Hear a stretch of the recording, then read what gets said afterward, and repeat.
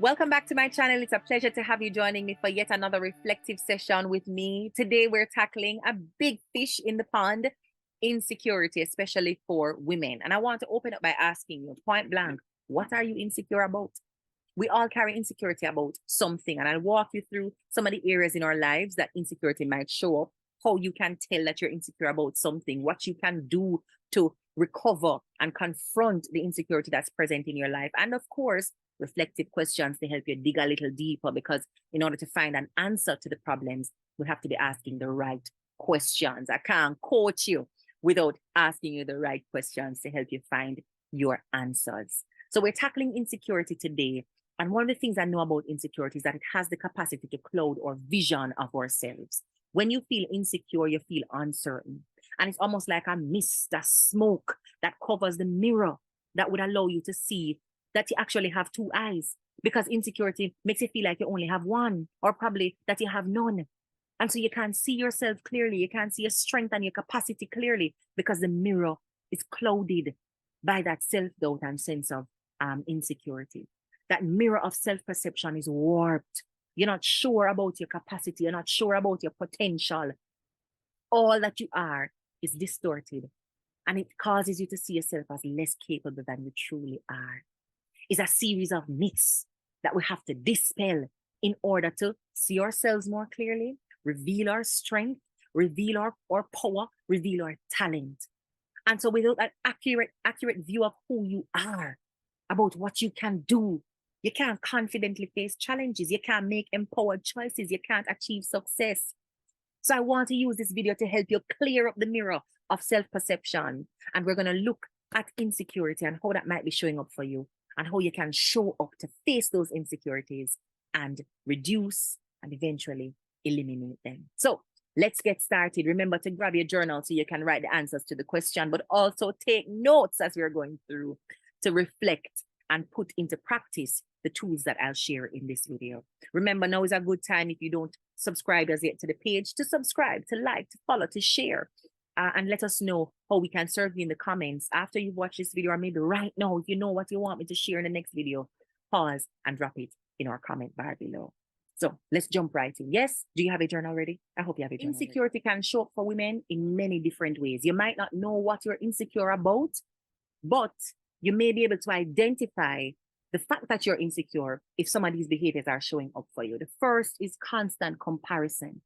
You're frequently comparing yourself to others and you feel like you're falling short. So it's so hard for you to do a comparison and feel like you're stacking up. The way you're looking at yourself in relation to others always puts you below them, under them, failing, not measuring up, and not doing enough to be successful. Another way that insecurity might show up for you as a woman is the presence of heavy self-doubt.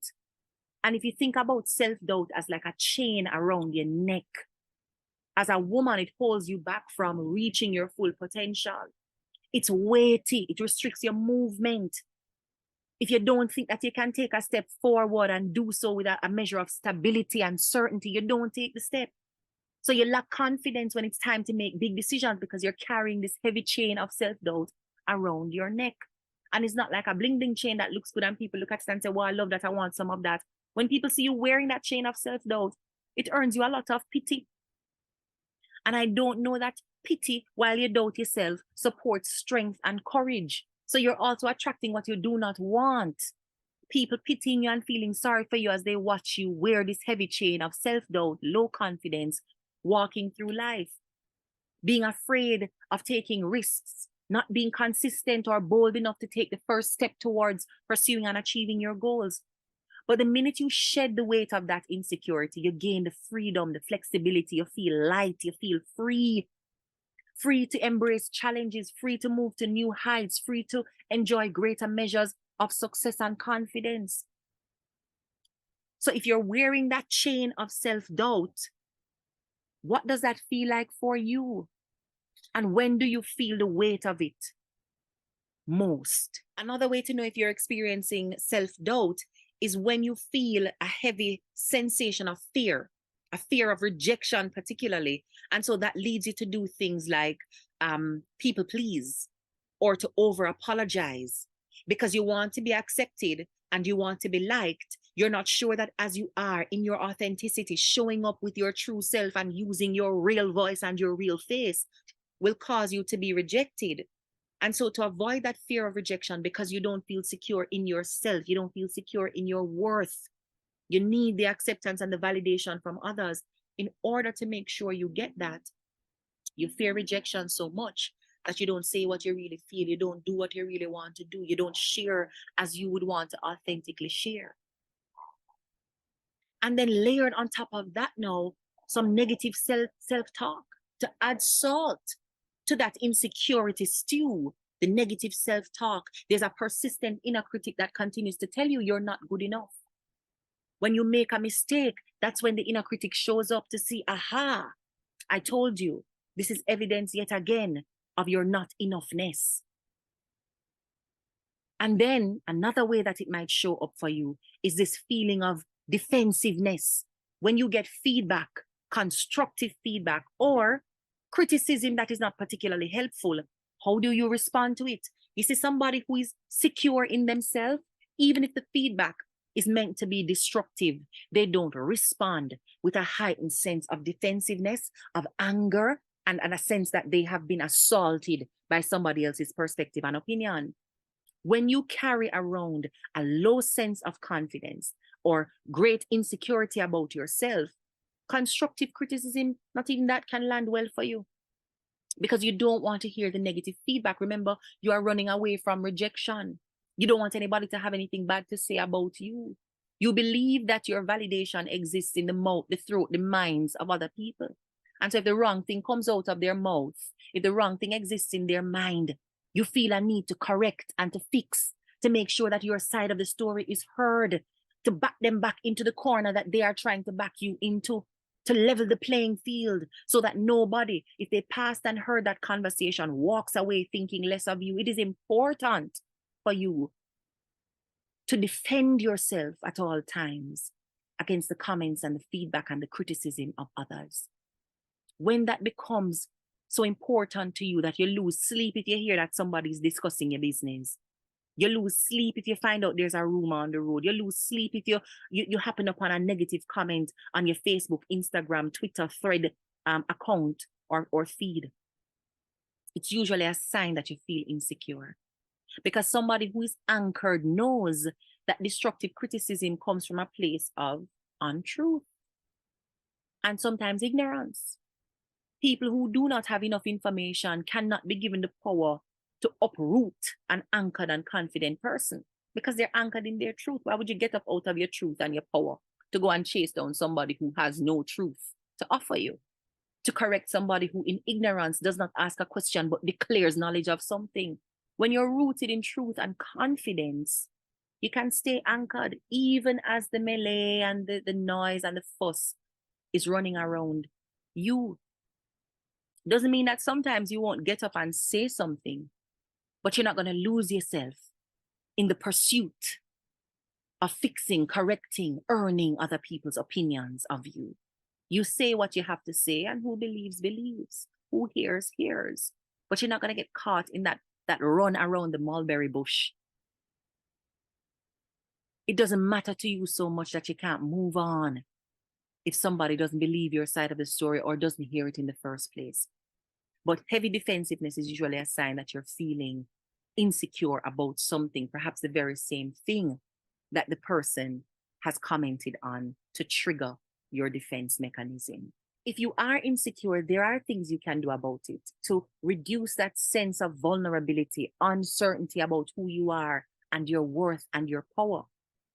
And that includes some reflective questions that I'm going to drop in a few minutes. So again, make sure you have your notepad to make some jottings and facilitate the reflection. But there are 4 things you can start doing right now to attack the sense of insecurity and diminish it over time, because this will require consistent action. You can't do it one time and think it's going to work. The first is to practice celebrating your journey. If you feel insecure, especially about your achievements, your competence, your skill, your professional growth and development, you're not feeling secure about that, start by celebrating your journey up to this point Acknowledge the achievements and the milestones that you have amassed so far, no matter how small they are. Your growth, your particular brand of growth, your journey to where you are is unique, and every point along that journey is valuable and worth recognizing and celebrating. So one of the things you can consider doing is creating an album, a milestone album. And that album, through pictures, through journal entries, can chronicle the important milestones and points of success, growth, and achievement in the last 3 years of your life, 5 years, 10 years, from childhood, as far back as you are comfortable going. But celebrate your journey by acknowledging the achievements and the milestones, and give yourself a toast, a cheers, a hip hip hooray for how far you have come. It's important to establish that you're not a rookie in the game of life. It's important to remind yourself of how much you have gone through, survived, and overcome, so that in the moments when you start to question your competence and your capacity, you can come up with some tangible evidence of excellence so far. We're all winning. The fact that we're still here means that we are winning at life. The quality of the win is not coming out of the comparison that you're going to make with other people's wins. The quality of the win is measured by where you started. So 3 years ago, where were you?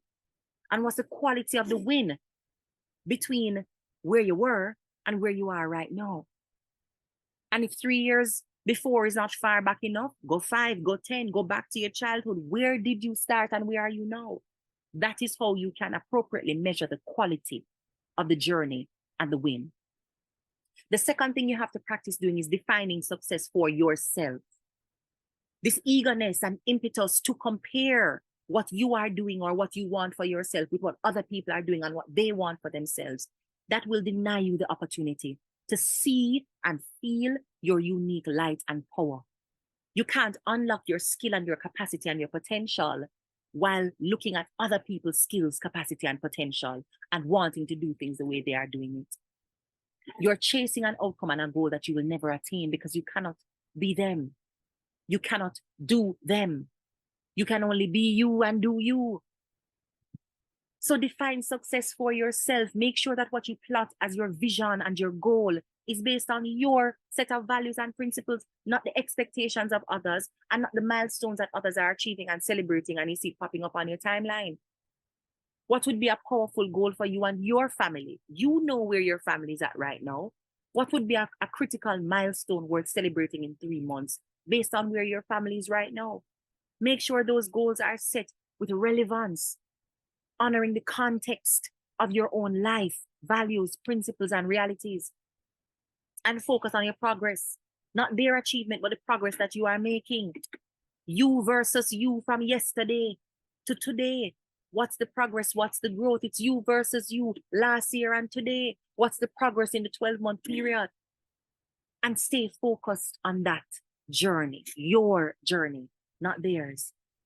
The third thing I would ask you to do is to limit your use of social media, especially if you find that there are certain accounts, certain people who trigger the comparison and cultivate a sense of inadequacy and insecurity. There's no shame in admitting that when you look at this person's life, you feel small. If that is your truth right now, accept that that is your truth right now. And while you're working on a new truth and a new reality and a new mindset, unfollow them and stop teasing and triggering yourself because it doesn't prove growth. It stymies and limits and diminishes the growth that you could be enjoying if you could stay focused on what you are doing. Limiting your social media use in that way is to enhance your focus on what you are doing. And then, of course, as part of that, you want to cultivate a positive online environment if you're not putting down social media altogether. So what are the accounts that you're going to follow? Who are the people who help you to feel supported and encouraged? Who are the people who motivate and inspire you that you don't compare yourself negatively to, but you are aspiring positively to learn from them and to walk in a similar gait or fashion, still on your own path, but maybe you like how their back is straight when they walk. Maybe you like the gait. And so you are inspired by that. And as you take on your own path, you can model the lessons, the patterns, the ways and systems that they have used to get to success in their lives. And then the fourth thing is to find yourself a supportive circle.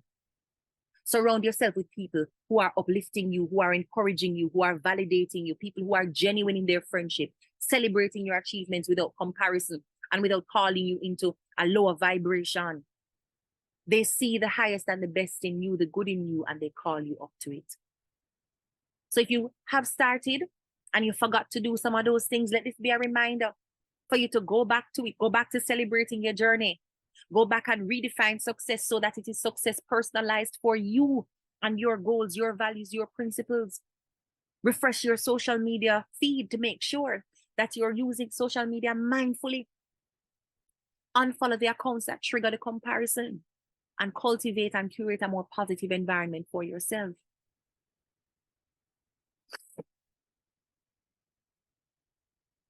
And curate a supportive circle. You want an environment that nourishes you.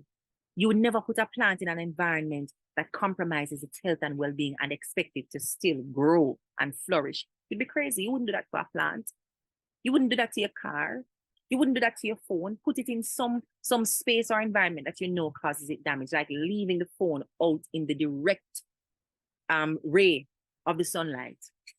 You wouldn't do that because that's not the right environment for your phone. Phone is going to overheat. Phone is going to shut down. So why are you putting yourself in environments that cause you to overheat and shut down? Treat yourself better than you treat your phone. You are far more valuable. When you know you need to be recharged, don't keep going and going and going. Don't put yourself in situations that exhaust you. Find a situation and an environment that will charge you up. The same way when your phone is dead, you go and find a charger and you find a socket and you make sure that when you plug in the phone, it is actually receiving the energy and it's charging. That's what you have to do for yourself too. The phone is more valuable than you. You're more than the phone. You're actor than the phone. You have more things to do in this world than this phone. So take care of yourself in the same way you would take care of these things that have far less value and capacity to change lives than you do.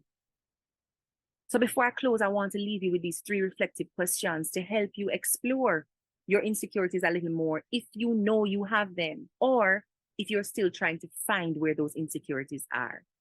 And they'll help you to cover 3 core areas of your life. The first question is targeting how you respond to criticism and feedback. How do you react when someone disagrees with you or criticizes your choices? Just reflect on that. How do you respond?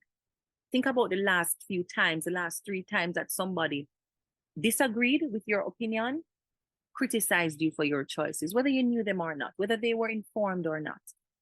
How did you react? How are you in the habit of responding to criticism and people disagreeing with you and your choices? The second question is around your sense of competence and capacity. How do you define yourself beyond your roles and your responsibilities? If you only see yourself in the context of your achievement, in the context of the diplomas, the plaques on the wall, then certainly if you stop getting those things, you'll question your competence. What's important to be able to answer for yourself is whether or not you can see your value outside of the external validation. Because all of those plaques and awards come from other people seeing you as valuable and then giving you something to commemorate or honor their opinion of you. So how do you define yourself beyond those roles that you may have as parent, as caregiver, as entrepreneur, as employee? How do you define yourself beyond your roles and the responsibilities you have? How will you know you are still you and still worthy, even without all those trappings and the accolades and recognition that comes with them? And then finally, this one now is around your ability to curate a healthy community. You see, many of us say we want community, and what we want is just confirmation. Too many of us say we want community when what we're looking for is just a little company. People who will confirm what we believe and say yes to all the things we do and will go along with us as we're moving. We just want company.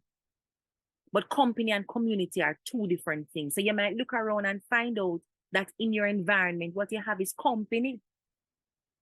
And you can have fun with company, but how much growth are you seeing in that company?